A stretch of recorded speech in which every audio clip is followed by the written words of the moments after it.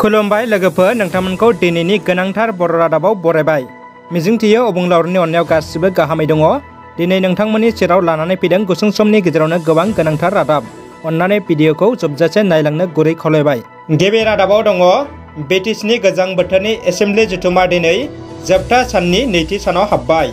BTCनि गोजां बोथोरनि एसेम्बलि जथुमाव बेरेखा दोलोनि गाहाय MCLA देरहासार बसुमतारिया BTR ओनसोलनि सोरखारि नङै फरायसालि LP UP फोरोंगिरि गौथुमनि जेंनाखौ बोस्रांना होनो खावलायो आरो BTCनि गुबुन गुबुन बिफानाव फिक्स पे साख्रि मावग्राफोरनि दान बान्थाखौ होनांगौ होनना खुंथाय गोहोआव सरकार सालायनायखौ खावलायो।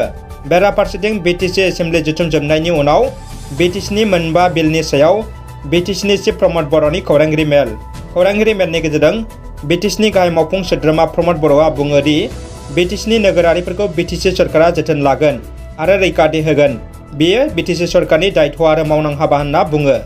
दिनै MLA लरेन्स इस्लारिया फालुकजरानिफ्राय माइदांस्रि साहा बागानसिम थांनाय लामा बानायनायनि अन्थाइ खाम्फाखौ बेखेवबाय। अन्थाइ खाम्फाखौ बेखेवना होयो MLA लरेन्स इस्लारिया। बे लामाया अदेबानि MLA बिथांनि सानजा क'क्राझार बियाबनिनो सिङाव गोग्लैयो। दानिया फैदो गुबुन मोनसे खौराङाव।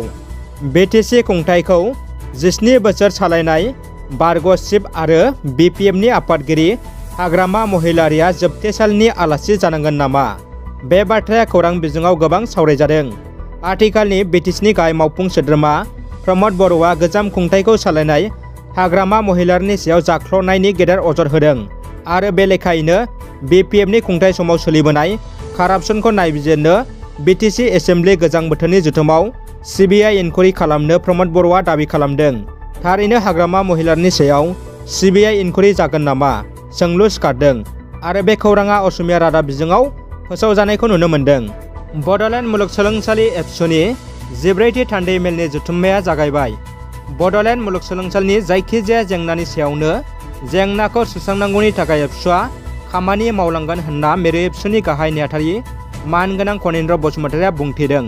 हाबाफारि बायदियै फुंनि गोथार आरजखौ जागायनानै एबसुनि फिरफिलाखौ बिरहोयो बड'लेण्ड मुलुगसोलोंसालि एबसुनि आफादगिरि उत्तम जय बसुमतारिया। मुंख्लं खाम्फायाव बिबारखौ बावो मिरु एबसुनि लेङाइ आफादगिरि खोरोमदाव औवारिया।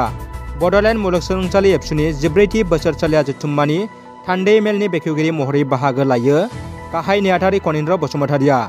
बड'लेण्ड मुलुगसोलोंसालि दालाइसा एबसुनि 14थि बोसोरसालिया जथुम्मानि थान्दै मेलनि गेजेरजों संजित बायदियै मावसम 2020-2021नि गोजाम आफादखौ सिफायनानै मुर्सि नबकुमार ब्रह्मनो आफादगिरि आरो मुर्सि जामार दैमारनो गाहाय नेहाथारनि बिबान होनानै गोदान आफादखौ आबुङै दाफुंनाय जायो।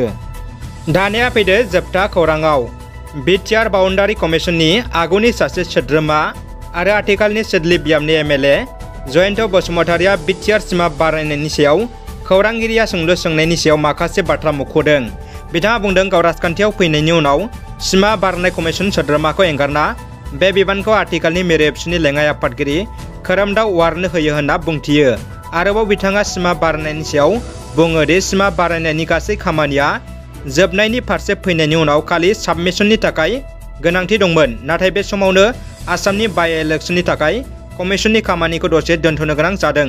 बेनि उनावनो BTR बाउन्डारि कमिसननि चेयारमेन PB बार्माया रुंसारि जायो, जायनि थाखाय खामानिफ्रा थाबथायो होनना मुंख'यो। दासिम सिमा बारनायनि सायाव आसाम आरो भारत सरकारा 100% रोखा मावफुंनो खोथा होदों होनना MLA जयन्त बसुमतारिया खौरां बिजोङाव बुंथियो। लोगोसे गोदान चेयारमेननि थाखाय आसाम सरकारा सानगासिनो दं होननाबो MLA बिथाङा फोरमायो। रादाबा एसेनोसै लोगोफोर। अन्नानै भिडिअखौ लाइक, कमेन्ट, शेयार खालाम आरो चेनेलाव गोदानै फैदोंब्ला साबस्क्राइब खालामनो गुरै खावलायबाय। उननि समाव फैनो गोनां गासै भिडिअखौ मोननो थाखाय गोजोन्थों।